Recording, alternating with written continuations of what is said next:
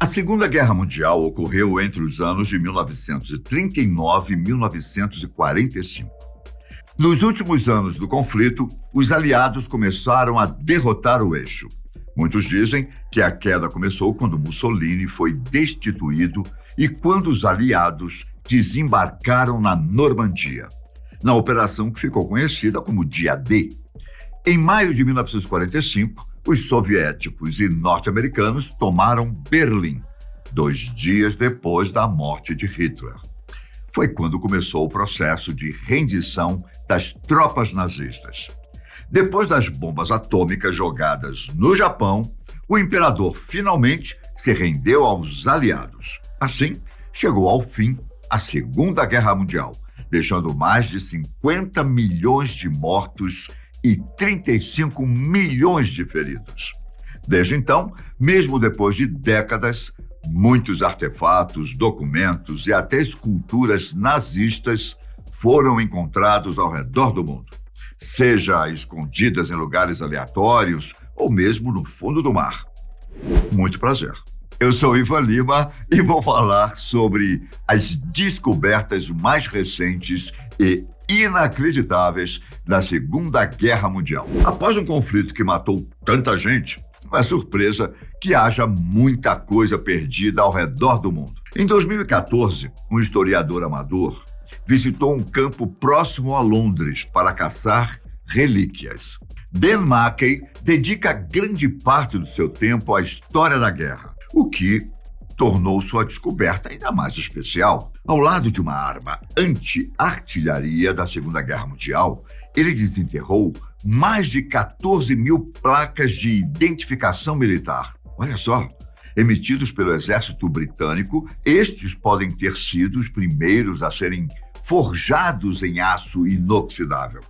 As placas para soldados foram inventadas antes dos 2 conflitos mundiais e a fibra de amianto vulcanizada foi usada para fabricá-las até a década de 1960. Elas foram gravadas individualmente com o nome dos soldados britânicos, mas esses homens nunca as receberam.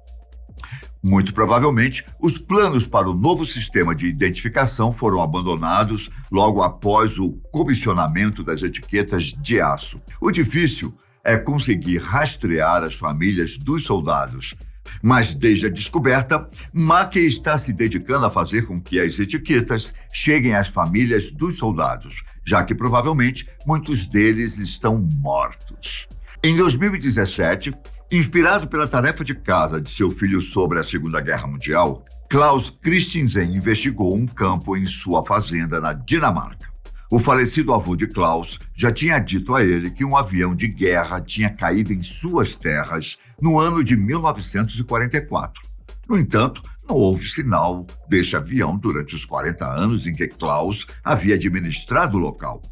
Então, ao fazer uma busca, Klaus e seu filho de 14 anos ouviram o sinal de um detector de metais que estavam usando na busca. A cerca de 6 metros de profundidade, eles encontraram um avião alemão da Segunda Guerra Mundial. A aeronave foi destruída em milhares de pedaços. Entre os fragmentos estava o motor, as munições e, o mais impressionante de toda essa história, ossos humanos. Pedaços das roupas do aviador vieram à tona e em sua carteira ainda tinha alguns trocados. Os investigadores identificaram o piloto depois de examinar outros itens. As iniciais do homem estavam gravadas em seu relógio e correspondia ao nome encontrado em um documento de serviço e um livro retirado dos destroços. O piloto era Hans Wundaler, que morreu quando tinha mais ou menos 19 anos. Seus registros militares mostraram que ele era nascido na Baviera, solteiro e sem filhos. O avião provavelmente permaneceu na Dinamarca, mas os restos mortais de Hans foram enviados para a Alemanha para serem enterrados novamente. Mais recentemente, em dezembro de 2020, mergulhadores alemães procuravam por redes descartadas no Mar Báltico, quando se depararam com uma rara máquina no fundo do mar.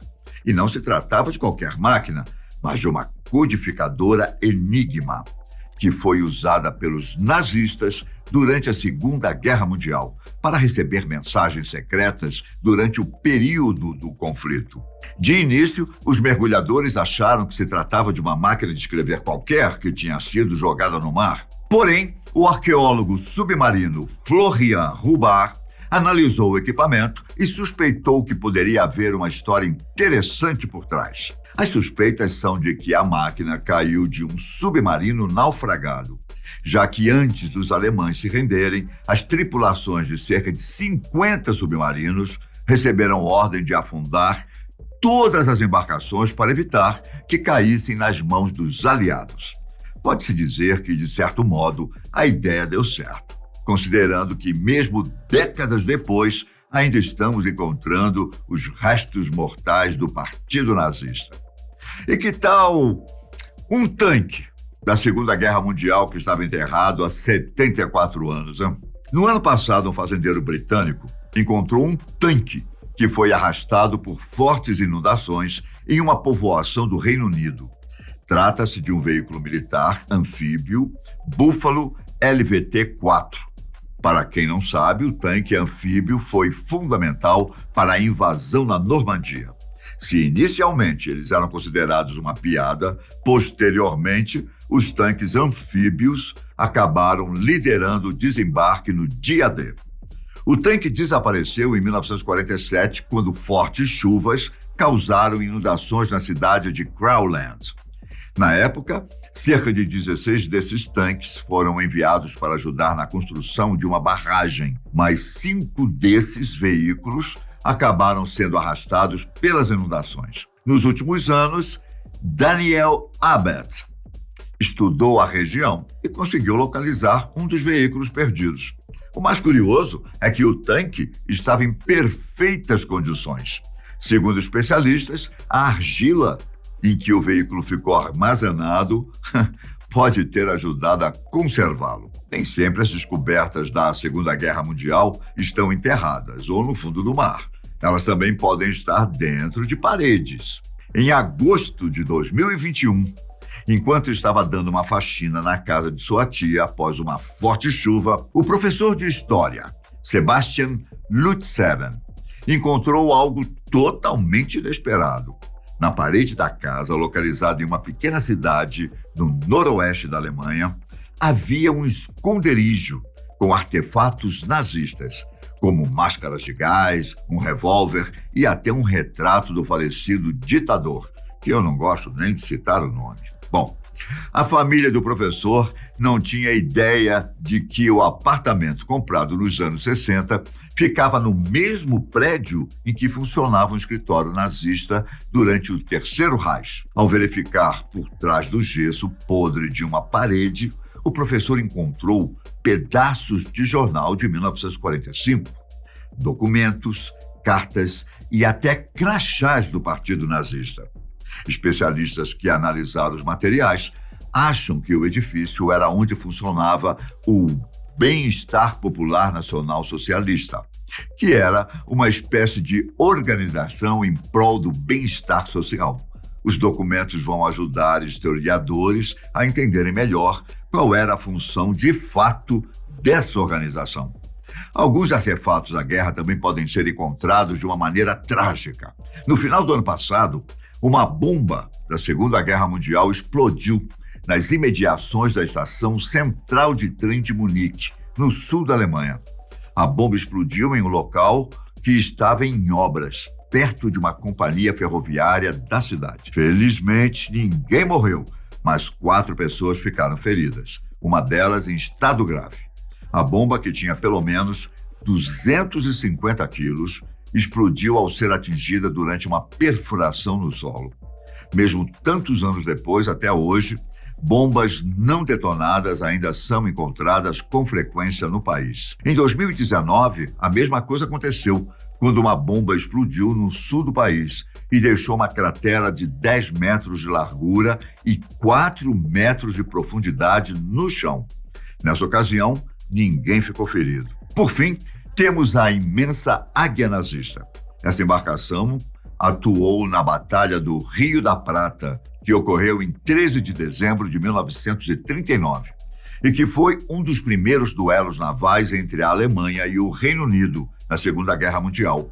O Graf Spee, que dizem ser uma obra-prima da engenharia do Terceiro Reich, tinha como tarefa afundar navios mercantes no Atlântico Sul.